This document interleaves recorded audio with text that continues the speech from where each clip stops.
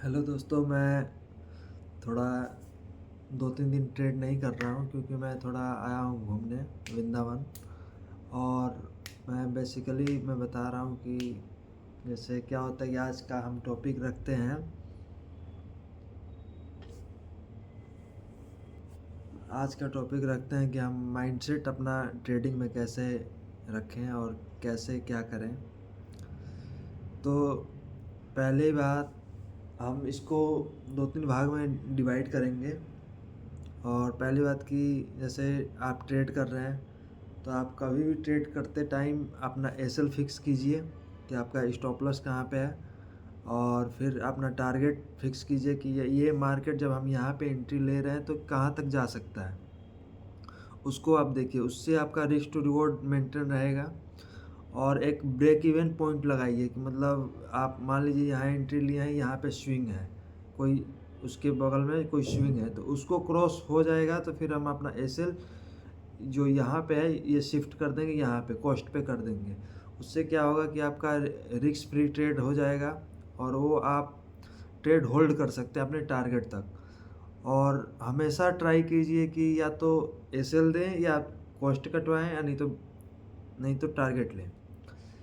इससे क्या होगा कि इससे आपका रिस्क रिवॉर्ड ये मेंटेन रहेगा। अगर आप जैसे ट्रेड लेंगे बीच में कहीं भी बस प्राइस के इधर उधर करने की वजह से, आप मोमेंटम करने की वजह से आप एग्जिट करेंगे तो फिर आप ऐसे उस टाइम प्रॉफिट बना लेंगे, बट लॉन्ग टर्म में आप प्रॉफिटेबल नहीं हो पाएंगे। और मैं अभी कुछ दिन से ट्रेड नहीं कर रहा हूँ तो मैं बेसिकली मार्केट नहीं देख रहा हूँ, इस वजह से मैं वीडियो नहीं बना पा रहा हूँ। और मैं फ़ोन में ही देखता हूँ अपने जो भी है।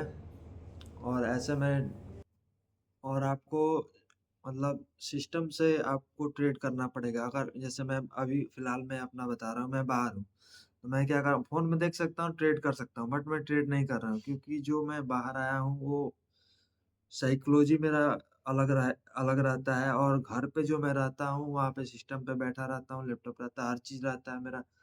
मेरा जो नोट्स है वो भी है, तो मैं हर चीज़ देख के ट्रेड करता हूँ, तो वहाँ पे माइंडसेट मेरा अलग रहता है। बट यहाँ पे क्या होगा कि माइंडसेट मेरा वैसे नहीं रहेगा।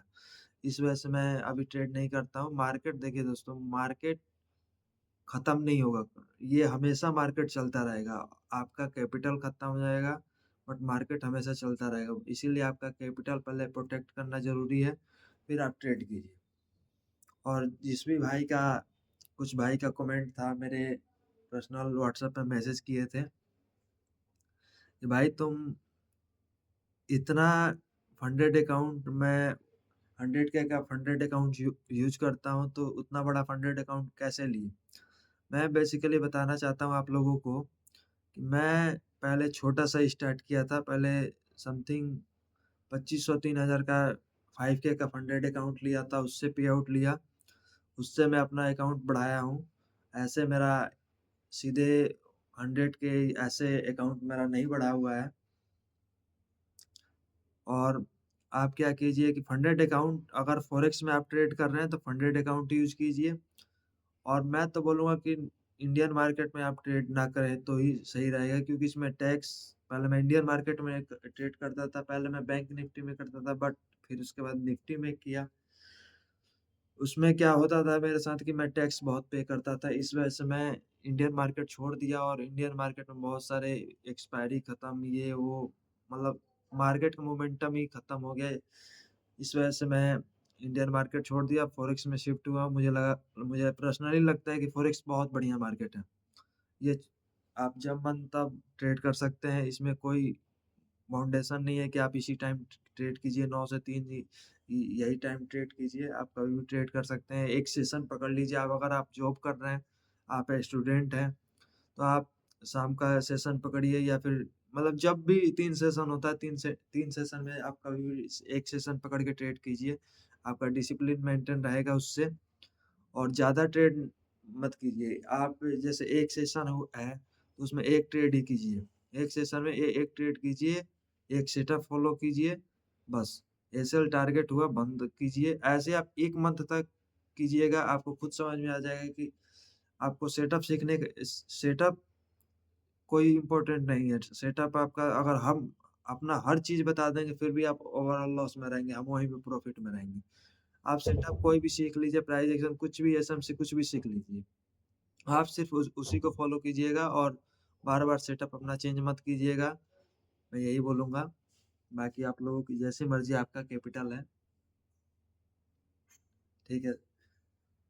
और मैं यहाँ पे आया हूँ थोड़ा, तो मैं देखिए तो गाइस, मैं अकेले घूमने आया हूँ। मैं किसी के साथ में फ्रेंड हो गया ये या फिर कोई भी मेरे साथ नहीं आया है। आप देख सकते हैं मैं अकेले आया हूँ। मैं अकेले घूमने आता हूँ।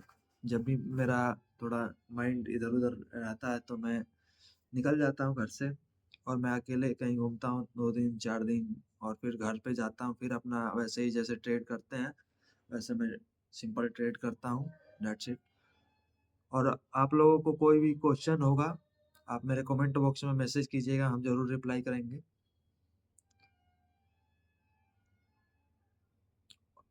एक मिनट, एक भाई का मेरा कमेंट आया था, मैं एक भाई का मैसेज आया था कि मेरे पास कैपिटल नहीं है, मैं क्या करूँ? तो अगर आपके पास शुरू में कैपिटल नहीं है, तो आपके लिए बहुत अच्छा है कि आप सीखने पे फ़ोकस करेंगे। अगर आपके पास कैपिटल रहेगा, तो आप फिर पैसे कमाने में फ़ोकस करेंगे, वो कैपिटल आपका 110% लॉस होगा। फर्स्ट कैपिटल किसी का भी लॉस होता है।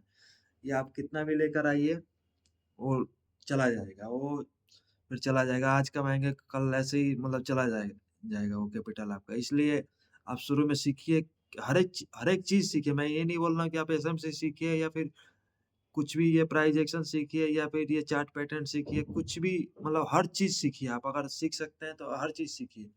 तो आपको क्या होगा कि इससे आपको समझ में आएगा कि क्या चीज़ फ़ॉलो करना चाहिए, क्या चीज़ में क्या है। जैसे हम प्राइस एक्शन पहले फ़ॉलो करते थे, तो उसमें रिस्क टू रिवॉर्ड 1:2 लेते थे, उसमें हालत ख़राब हो जाता था। हम उसके बाद एसएमसी पे शिफ्ट हुए, एसएमसी लिक्विडिटी ये सब सीखे। उसके बाद इस पे क्या हुआ कि मेरा रिस्क टू रिवॉर्ड बढ़ गया। एक्यूरेसी गाइस इम्पोर्टेंट नहीं है, एक्यूरेसी आपका 40% भी रहेगा तो आप रिस्क टू रिवॉर्ड 1:3 लेंगे तो आप प्रॉफिटेबल रहेंगे, उसमें कोई दिक्कत नहीं है। जितना भी अच्छे ट्रेडर हैं उनका एक्यूरेसी बहुत कम होता है, बट वो प्रॉफिटेबल होते हैं। और आपको ये गेम समझना पड़ेगा कि रिस्क टू रिवॉर्ड कितना इम्पोर्टेंट है। और जैसे आप लोग बोलेंगे जिस टॉपिक पे हम वीडियो बनाएँगे। थैंक यू गाइस, आप लोगों को ऐसे ही सपोर्ट करने के लिए। Thank you.